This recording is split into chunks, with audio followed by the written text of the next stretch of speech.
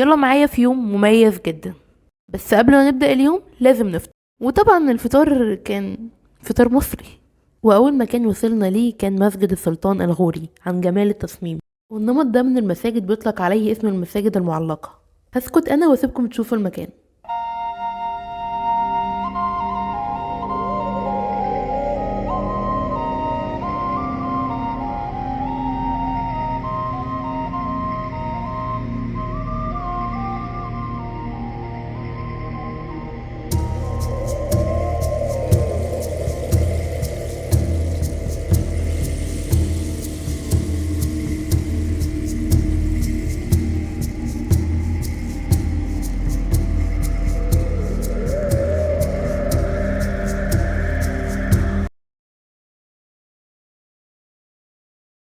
باب زويلة أو بوابة المتولي. باب زويلة من الأماكن الجميلة ومن أجمل 3 أبواب القاهرة القديمة. أول لما تدخل بتلاقي المكان دايما فيه تعريفات عن الحاجة الموجودة باللغة العربية وباللغة الإنجليزية. تطلع بيبقى فيه المكان ده اللي فيه صحون وفناجين كانت جاية من بره أو معمولة في مصر. كل قطعة لوحدها كانت عبارة عن فن لازم تتأمل فيها. باب زويلة كان المكان اللي بتجمع فيه كل الناس من أنحاء العالم عشان يدخلوا القاهرة القديمة. طبعا غير التفاصيل اللي هتبقى موجودة اكتر في المكان اللي هتقدر تروح تكتشفها بنفسك. شهرته الواسعة ان هو اتعلق عليه راس رز.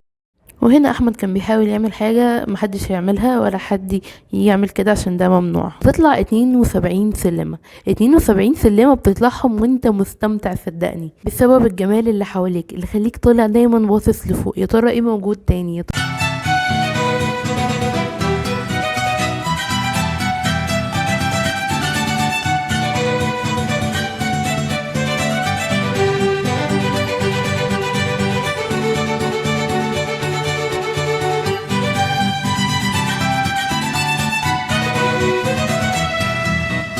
وكمان ممكن تطلع المأذنة وفي 2. كانت أول مرة ليا وكانت بالفعل تجربة ممتعة. لو انت بتخاف من الأماكن الضيقة أو الضلمة والمرتفعات فدي فرصة كويسة انك تتحدى خوفك. جرب، مش هتخسر حاجة صدقني، مش هتندم. كانت تجربة جديدة وغريبة وإحساسك بتطلع مكان قديم قديم قوي كمان ولسه محتفظ بجماله. إحساس رائع. للأسف هتتعب بجد من السلالم لكن المنظر يستحق.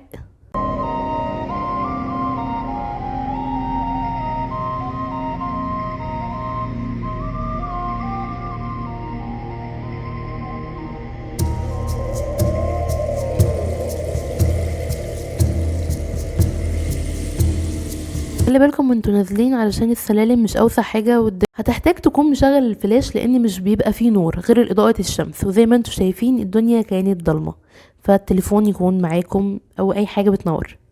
وزي ما هنا واضح كانت الدنيا ضلمه ازاي بس هتوصل للنور. فكمل، قصدي كمل في اي حاجه انت بتعملها. بعد ما تطلعوا سلالم كتير بتلاقي الدور الاول اللي هو بيكون كده. طبعا شايفين الجمال، شايفين الحلاوه، شايفين منظر السما وجمالها. مش هتكلم، هنا كان واضح احمد قد ايه هو مبهور. تحبوا التصوير؟ المكان ده هيكون ليكم فعلا. هتعرفوا تاخدوا صور جامده جدا. لو حابين تشوفوا الصور اللي انا صورتها روحوا على الانستا.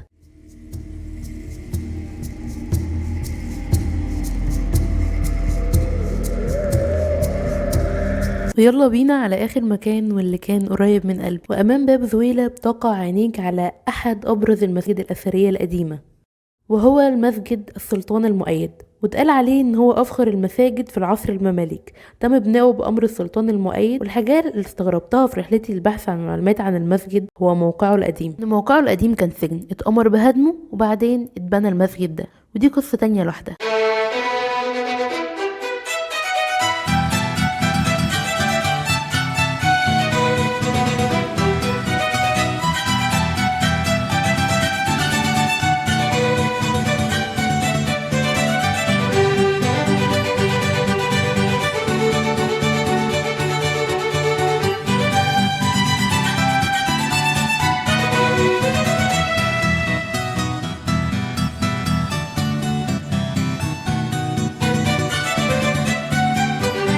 طبعا عن جمال اليوم، بس اليوم ما كانش هيكمل غير بكوباية شاي.